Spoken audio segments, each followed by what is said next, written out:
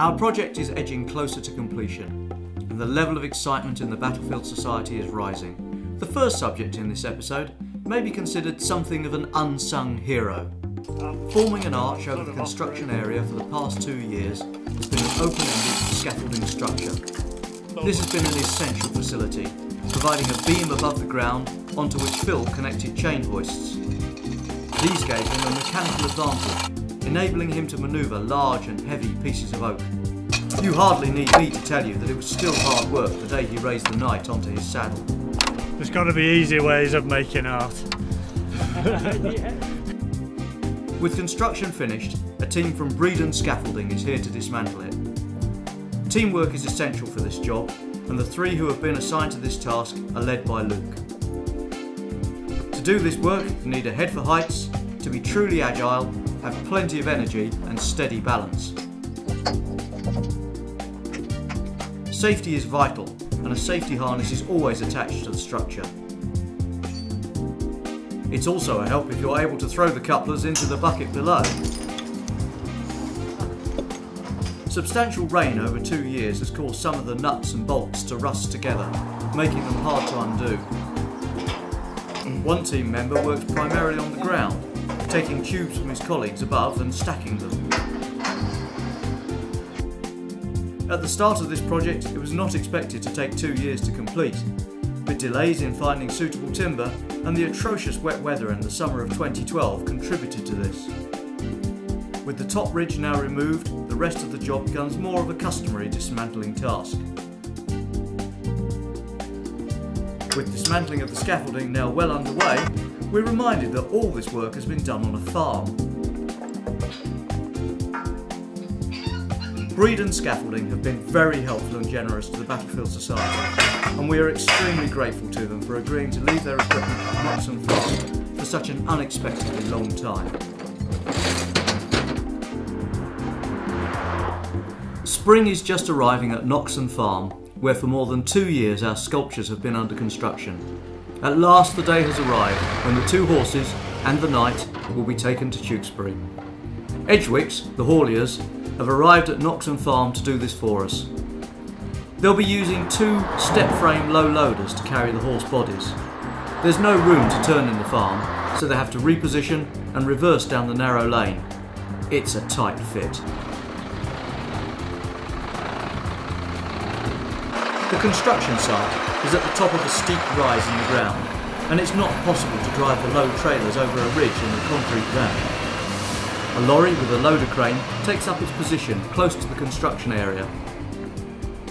The crane is well capable of lifting the horses' bodies. This is a job to be done in stages. Edgewick's David Allen outlines what will happen. Well, this morning we're going to be using the lorry behind me to lift up. To start with, we're going to lift the horse's head and the body for this horse. We're going to run down the road a little bit so we can put it on the step frame low loader, because where the concrete ramp is, with the step frame low loaders won't go up. And then we'll be doing the same for the second horse with another low loader. There's no doubting the stability of the lorry whilst the crane is lifting. This is a job to be done in stages. When fixing the straps, it's important to position them on the item to be lifted so it will be balanced when it leaves the ground. The first is to lift and secure Victory's head on the lorry. This horse head is hanging horizontally, so is well balanced.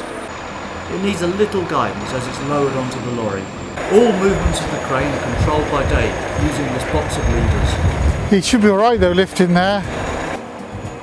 It's usually going down there, isn't it? Now it's the turn of the body of Victory, a far bulkier and heavier proposition.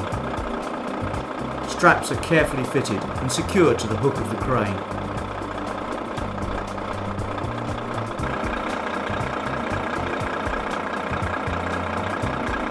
The softwood strut you see from leg to tail will be removed,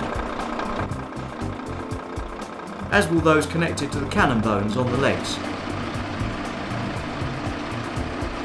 As the horse lands on the lorry, in the foreground are the legs of the prostrate knight. There'll be no mistaking which horse this is. It's only a matter of 100 metres or so to the low bed trailer, but the load must be well secured. Very useful, these straps. The loading process has to be done in 2 stages. First, each section will be lifted and put on the bed of this lorry with a loader crane. This will carry it down the hill and into a position that is higher than the low bed trailer, but close to it. This is the body of the horse that carried our knight to victory. Understandably, we would like to think it was a rare and expensive destrier. Destriers were at least 7 times the cost of a palfrey, a common cavalry horse. Knights usually brought more than 1 horse to a campaign, often as many as 5. Each of our horses has a lance, which is a polearm weapon, usually 6 to 12 feet long. The lance is used to dismount other knights from their horses. That one foot again. Medieval horses were not thought to be huge, probably 15 to 16 hands or 60 to 64 inches. Horse sizes are measured from the grounds to the withers.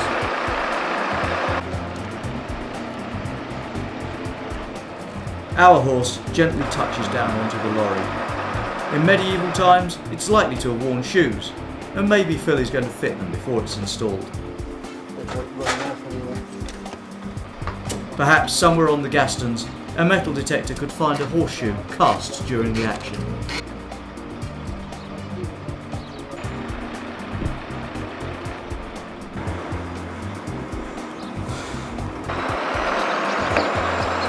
It is likely different types of horse would have been used in the Battle of Tewkesbury.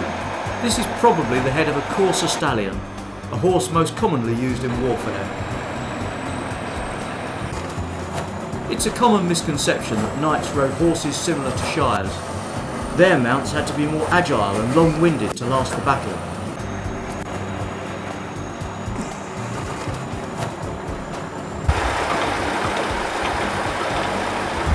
This is the head of the Red Rose vanquished horse, sad and unhappy in defeat.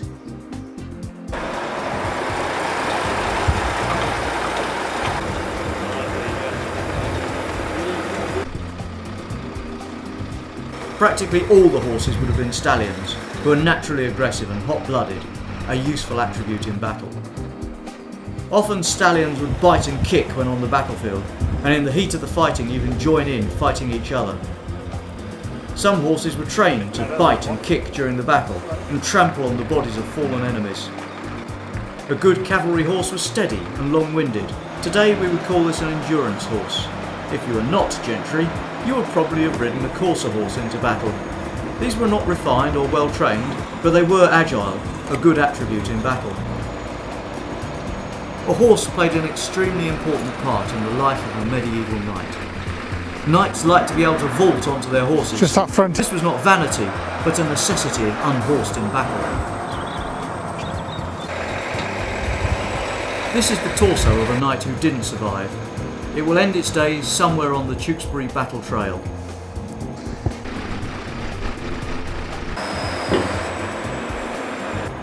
This Yorkist knight was victorious and will sit astride his horse on the Stonehill's roundabout. Let's put those 2 on first, Les.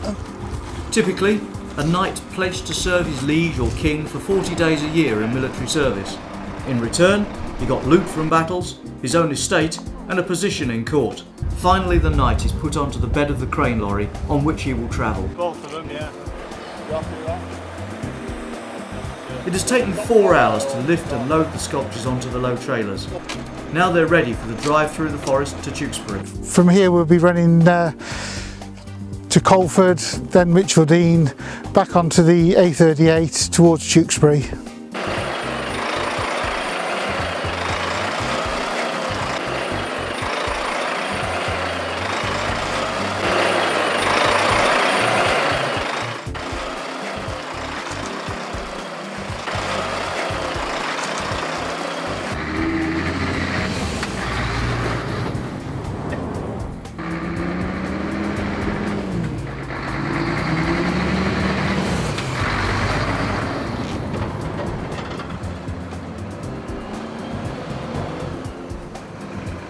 So here they go, setting off as a close 3-vehicle convoy. This will surely be split by other overtaking vehicles en route. This is a rear view of Victory, travelling north from Gloucester on the A38 towards Tewkesbury. He's now getting his first view of Stonehill's roundabout, which will soon be his home.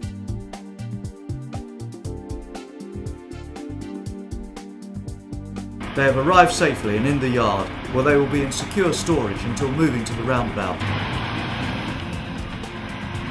The sculptures will stay here until Saturday, the 26th of April, when installation on the roundabout will begin. The weather has been gorgeous during our loading and moving operation. We hope it will be like this during the installation.